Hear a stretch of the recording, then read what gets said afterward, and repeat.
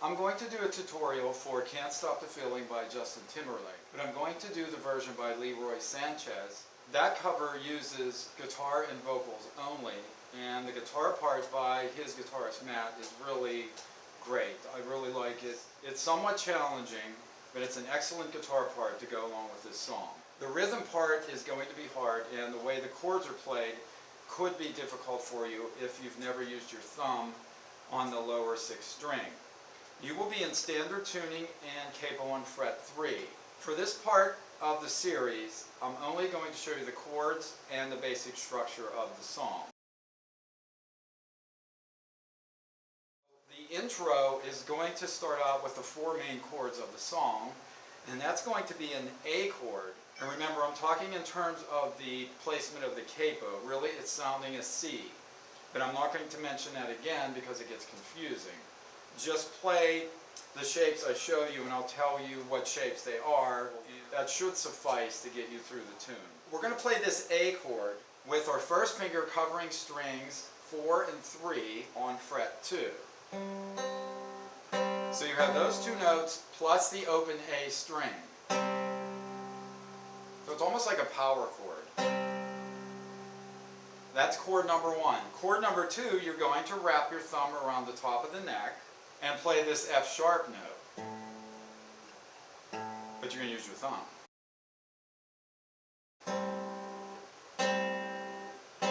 You're still only playing 3 notes. String 6, string 4, string 3. You hold the A form, you're just changing the bass note basically. There's A, then F sharp minor. Then you're going to go to the D form, and you're going to do the D form from what I see Matt doing with your 2nd and 3rd finger. There are times when he uses other fingers, but I would go with this one. It's logical and it makes a lot of sense to do this. You're going to play strings 4, 3, and 2, and then you go back to F sharp minor, the 2nd chord. So you've got A, F sharp minor, D, and back to F sharp minor. You're going to do a lot of bouncing between the bass note and the dyad, or the 2-note structure. Next chord, just so you get an idea. Next, the D. And then back to F sharp minor. And you're going to do the tap technique.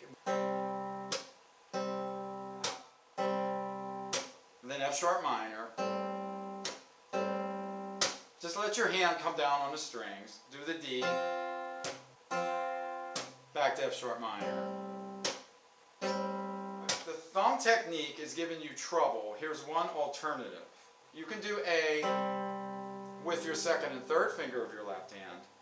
Then do the bass note on the 2nd fret 6th string, making it the F sharp minor chord with your index. And then to go to a D chord, you might want to play the open 4th, your 1st string, or your 1st finger on the 3rd string 2nd fret, and your 3rd finger on the 2nd string 3rd fret. And then back to your alternate fingering for F sharp minor. But to be honest with you, the thumb is easier because it's right there. Like I said, if you're not used to it though, it may be a little difficult because it puts pressure on this part of your finger, and from doing it last night and going over it a little bit today, I actually have a blister. I've had a blister from playing guitar for a couple decades, I think.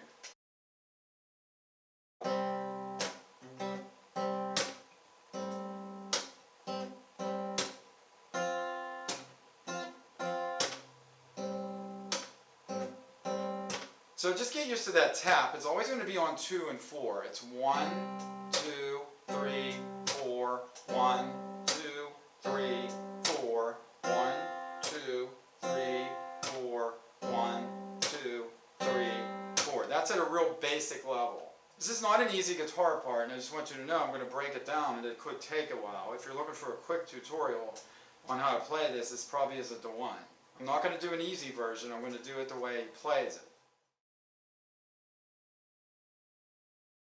Then we have a bridge later. This might be somewhat easier, So we've got this A suspended chord first with E and a bass, and then it resolves to the A chord with the A and the bass. Then a G, and then it goes to A sus to A again, and then D minor, G,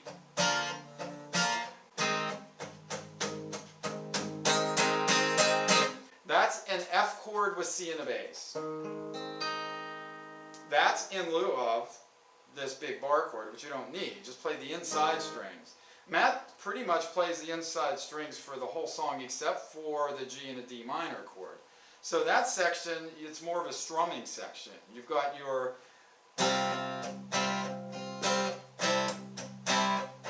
G,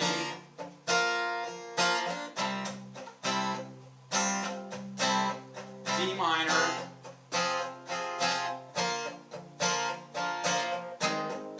and then your F chord. Real quick, the D minor chord. From my experience in teaching guitar, this chord sometimes gets overlooked.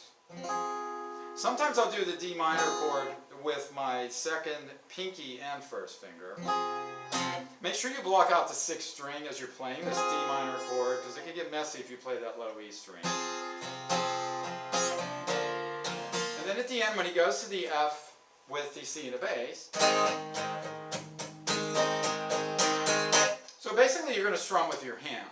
So once again, we have A suspended chord with E and a bass, an A chord, then a G, and then it's going to do this A suspended again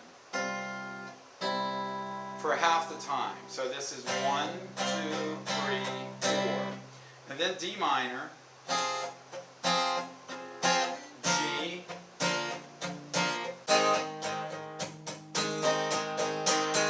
okay, I'll be back with the more complex part of the song, and that is the right hand rhythms throughout the 4 sections of the song.